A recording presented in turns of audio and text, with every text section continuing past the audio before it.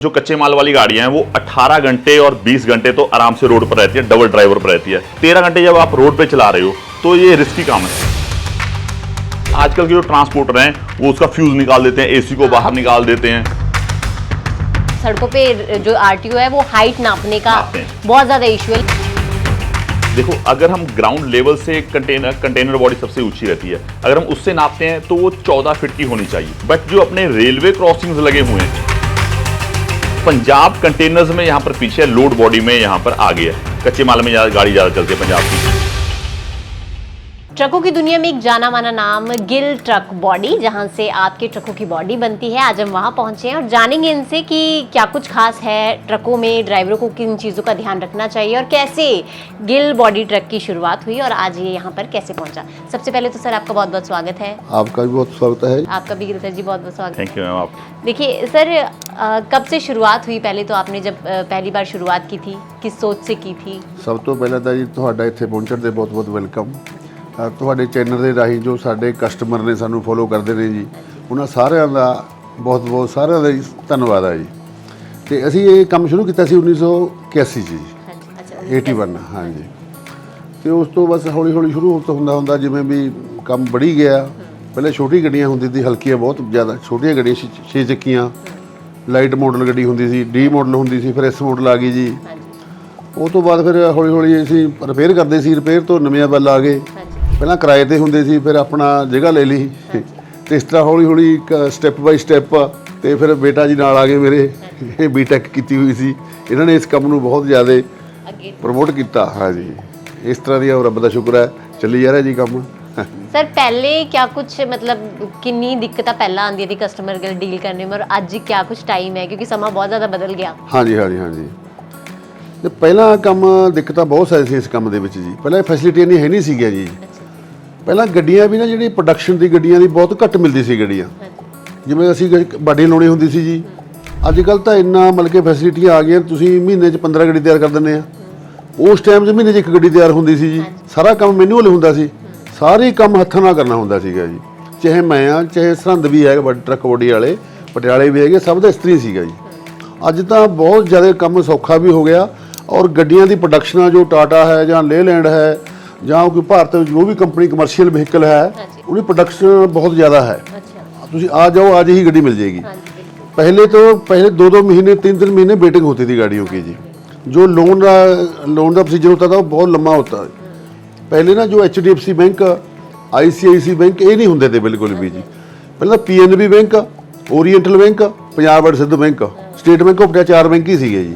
ਇਹਨਾਂ ਤੋਂ ਲੋਨ ਦਾ ਜਿਹੜਾ ਪ੍ਰੋਸੀਜਰ ਸੀ ਨਾ ਜੀ, ਤੁਸੀਂ ਬੈਂਕ ਦੇ ਵਿੱਚ ਪਹਿਲਾਂ ਤੁਹਾਡੀ FD ਹੋਣੀ ਚਾਹੀਦੀ ਆ, ਉਹਦੇ ਤੁਹਾਨੂੰ ਅਗੇਂਸਟ ਲੋਨ ਮਿਲਦਾ ਹੁੰਦਾ ਸੀਗਾ ਜੀ। ਉਹ ਵੀ ਲੋਨ ਬਹੁਤ ਔਖਾ ਮਿਲਦਾ ਸੀਗਾ ਜੀ, ਮਤਲਬ ਕਿ ਜੀ ਉਹਦਾ ਵਿਆਜ ਬਹੁਤ ਜ਼ਿਆਦਾ ਹੁੰਦਾ ਸੀ। ਫਿਰ ਜੀ ਜਿਹੜੇ ਹੁਣ ਇਹ ਪ੍ਰੋਸੀਜਰ ਆ ਗੱਡੀਆਂ ਦਾ ਜੀ, ਇਹ ਲੋਨ ਬਹੁਤ, ਜਦੋਂ ਇਹ ਬੈਂਕ ਆਏ ਨੇ ਆ ਕਮਰਸ਼ੀਅਲ ਬੈਂਕ ਆਏ ਨੇ ਜਿਹੜੇ HDFC ਲਾ ਲਓ, ਤੁਸੀਂ ਜੈਸ ਬੈਂਕ ਲਾ ਲਓ, ਤੇ ਹੋਰ ਵੀ ਜਿਹੜੇ ਬੈਂਕ ਨੇ ਆ ਸਿਟੀ ਕਾਰਪੋਰੇਸ਼ਨ, ਜਿੰਨੇ ਵੀ ਬੈਂਕ ਨੇ ਇਹ ਕਮਰਸ਼ੀਅਲ ਲੋਨ ਦਿੰਦੇ ਨੇ। ਇਹਦਾ ਵਿਆਜ ਬਹੁਤ ਘੱਟ ਆ ਜੀ। ਤੁਸੀਂ ਜਿਹਦੀ ਗੁੱਡਵਿਲ ਆ, ਮਾੜਾ ਸਿੰਬਲ ਠੀਕ ਆ, ਤੁਸੀਂ ਅੱਜ ਹੀ ਟਰੱਕ ਲੈ ਲਓ। ਹਾਂਜੀ, ਇਸ ਕਰਕੇ ਫਿਰ ਫੈਸਿਲਿਟੀਆਂ ਬਹੁਤ ਵਧੀਆਂ ਜੀ ਤੇ ਟਰੱਕ ਦੀ ਡਿਮਾਂਡ ਵੀ ਬਹੁਤ, ਆਪਣੇ ਰੋਡ ਬਹੁਤ ਵੱਡੇ ਬਣ ਗਏ ਹੁਣ। ਇਸ ਤਰ੍ਹਾਂ ਢੋਆਈ ਬਹੁਤ ਜ਼ਰੂਰੀ ਆ, ਜਿਹੜੀ ਕਿ ਟਰੱਕਾਂ ਤੋਂ ਬਿਨਾਂ ਗੁਜ਼ਾਰਾ ਨਹੀਂ ਹੋ ਸਕਦਾ ਜੀ।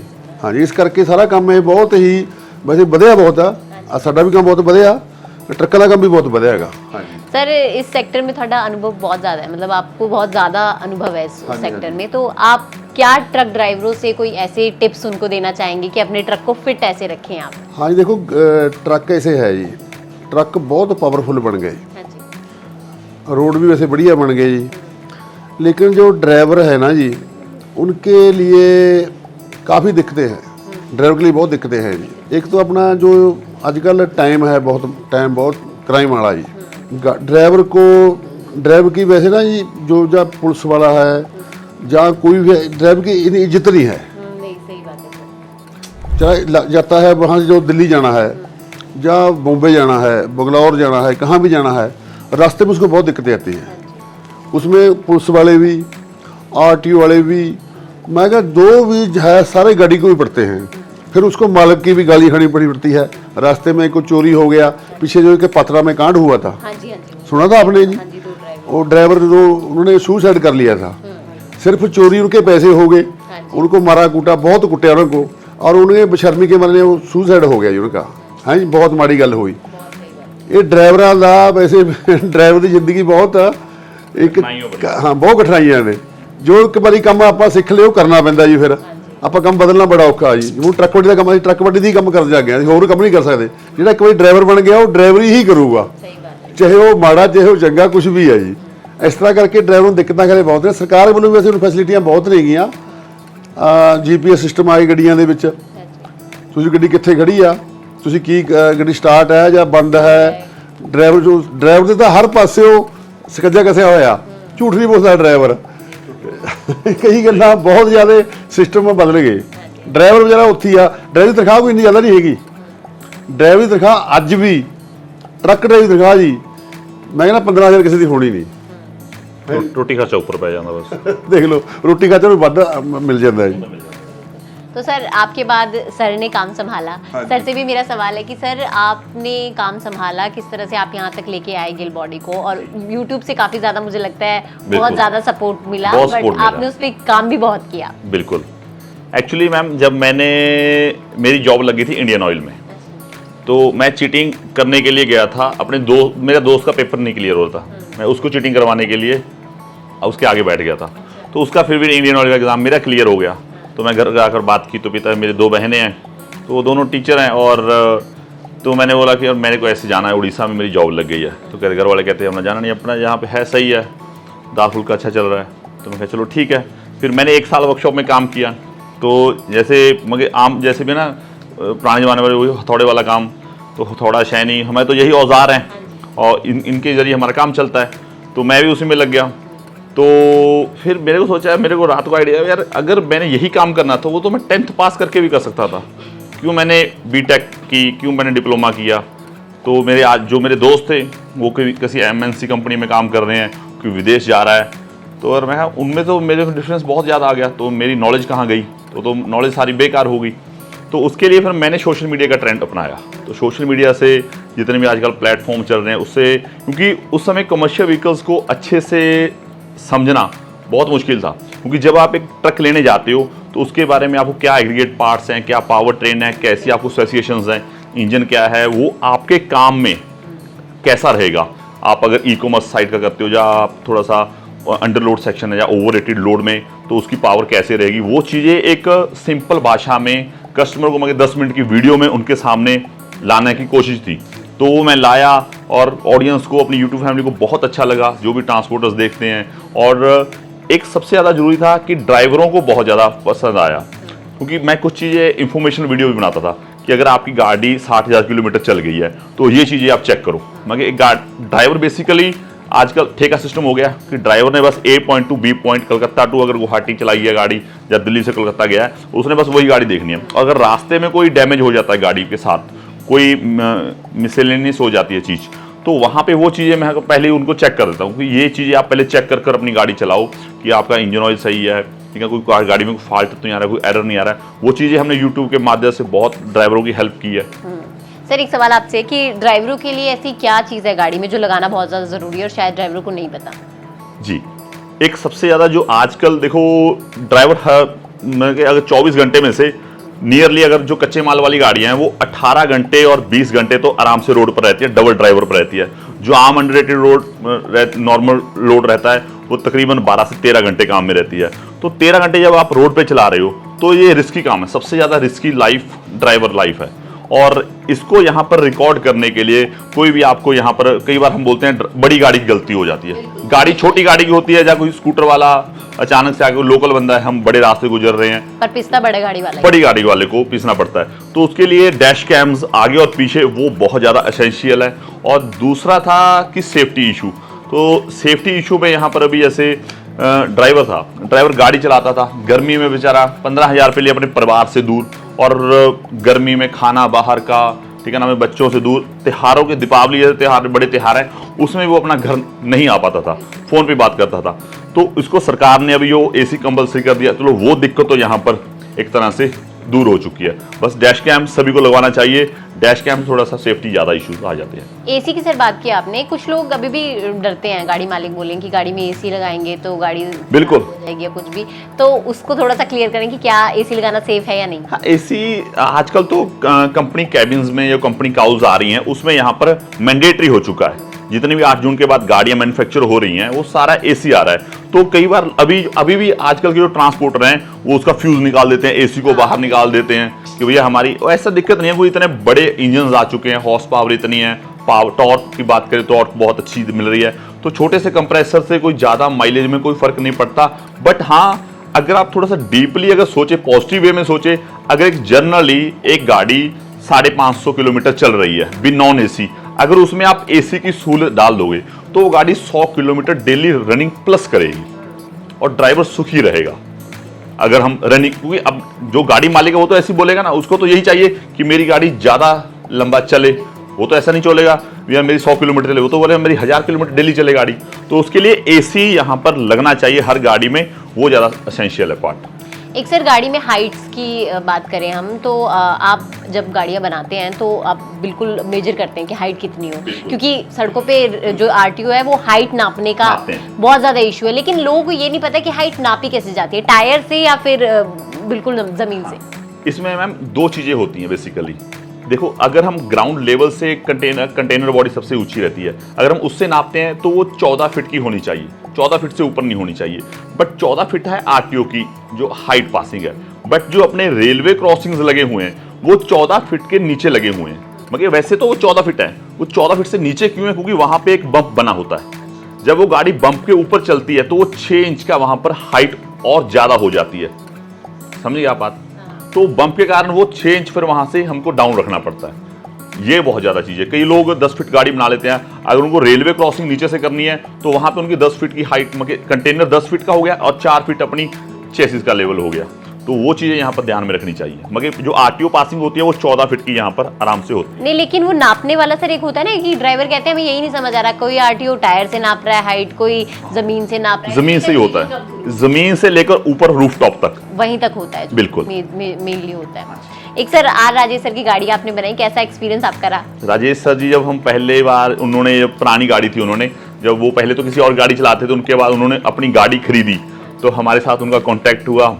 और उस समय तो पंजाब में बहुत सर्दी थी, तो मैंने पिताजी से बात जब शेयर की राजेश सर आ रहे हैं तो कहते, तो ये तो देखते थे। और बाई पर्सनली हम मिलते हैं फेस टू फेस, तब थोड़ा सा अलग लेवल का हो जाता है। तो भाई वो यहाँ पर कम से कम 15 से 20 दिन रहे, तो उनकी गाड़ी में हमने सब प्रॉब्लम डिस्कस की, क्या क्या उनको प्रॉब्लम आ रही है। तो सारी हमने धीरे धीरे उसको थोड़ा सा एक्सपर्ट तरीके से और अपनाया कि ये है। और ऑडियंस का, उस समय ऑडियंस का इंटरेक्शन बहुत ज़्यादा हमारे साथ बना। और मेरी और राजेश पाजी की दोस्ती बहुत ज़्यादा इंडिया में हाईलाइट हुई। और हमारी दोस्ती अभी यहाँ पर इतनी ज़्यादा अच्छी हुई कि वो नई गाड़ी अभी जब ली तो उन्होंने मेरे से पहले बोल दिया था कि उन्होंने गाड़ी प्लान कर ली थी ये नियर अबाउट अप्रैल में। तो मैंने उनको रोक दिया था कि आप थोड़ा सा रुक जाओ, क्योंकि एसी वाली गाड़ियाँ आ रही हैं। जब भी हम किसी एक्सपो में जाते हैं तो वहाँ पे मैंने सुन लिया था कि यार एसी वाली गाड़ी आ रही है। तो मैंने कहा पाजी आप रुक जाओ, हम एसी वाला ट्रक लेंगे। तो इसलिए उन्होंने फिर रुका। तो वो बोल रहे थे हम दीपावली से पहले अपनी गाड़ी बनकर तैयार हो जाए। तो मैं कहा आप भी अपना जो प्लान है वो लास्ट अगस्त में रख लो और हम गाड़ी आपकी आराम से तैयार कर देंगे। और अभी जब उनकी गाड़ी बना रहे हैं तो उनका देखो, जब उनसे कुछ चीज़ें ऐसी हैं वो सीखने को बहुत मिलती हैं, क्योंकि उनका बहुत ज़्यादा तजुर्बा है। वो घाट सेक्शन में भी चले हैं, प्लेन सेक्शन में चले हैं। और उनकी सबसे ज़्यादा अच्छी बात पता क्या पाई मैम, उनके जो पिताजी थे वो एक ड्राइवर थे। और उन्होंने जो उस समय, देखो आजकल की ड्राइवरी अलग तरीके से हो चुकी है, उस समय ड्राइवरी अलग तरीके से, उन्होंने वो चीज़ भी एक्सपीरियंस की है अपनी। जब वो खुद ड्राइवर थे तब उन्होंने एक्सपीरियंस की है चीज़, थर्ड सेकंड पार्ट। और जब वो पुरानी गाड़ी उन्होंने अपने मालिक बने, थर्ड टाइम वो एक्सपीरियंस किया। और जब अभी नई गाड़ी लेकर वो अभी गाड़ी को चलाएंगे तब उनकी लाइफ में यहाँ पर और एक्सपीरियंस जाने वाली है। मगर ये चीज़ें हमको उनसे बहुत सीखने को, कि उनका तजर्बा बहुत बड़ा है और पूरा ऑल ओवर इंडिया, क्या पूरा वर्ल्ड उनको यहाँ पर देखता है, उनको लाइक करता है। आपके यहाँ सर गाड़ियाँ पंजाब से ज़्यादा आती हैं या बाकी स्टेट से ज़्यादा आती हैं? मैम नियरली देखो 29 स्टेट्स हैं, तो अभी तक मेरे पास 26 स्टेट्स कवर हुए हैं। तो अगर मैं गाड़ियाँ कंटेनर एप्लीकेशंस की बात करूं तो पंजाब कंटेनर्स में यहाँ पर पीछे है, लोड बॉडी में यहाँ पर आगे है। कच्चे माल में गाड़ी ज़्यादा चलती है पंजाब की। और पंजाब में काफ़ी गाड़ी आती है। अगर हम महीने में 15 गाड़ी बनाते हैं तो 5 गाड़ियाँ पंजाब की हम प्रेफरेंस देते हैं कि पंजाब की गाड़ियाँ भी हम बना कर दें, और 10 गाड़ियाँ अदर स्टेट की यहाँ पर रहती हैं। सर आखिरी सवाल या आखिरी आपसे अप्रोच की ड्राइवरों के लिए कोई आपके मैसेज हो? ड्राइवरों के लिए मैम यही है कि देखो, एक तो सेफ्टी बहुत ज़्यादा जरूरी है। एक तो पहली चीज़ डैश कैम चलाएं, और जब भी आप गाड़ी चलाएं सीट बेल्ट जरूर पहने। और कभी भी आप अगर गाड़ी चला रहे हो, अगर आपको दिक्कत है कि यार मेरे को इलीनेस है, स्लीपीनेस आ रही है आपको, तो सोने का आपका मन कर रहा है, तो गाड़ी बिल्कुल बेशक आप मालिक को बोल दो कि भैया मैं तो 2 घंटे के बाद सो लूँ उसके बाद, क्योंकि जो बाद में अगर हम पछताते हैं फिर उस चीज़ को, तो वो चीज़ें यहाँ पर समय वापस नहीं आता है। देखो रेशमा जी जैसे बोलते हैं कि गाड़ी तो बन जाती है, गाड़ी बन जाती पर है, इंसान नहीं बन पाते, ठीक है ना, तो बंदा वहां पे पछताता है।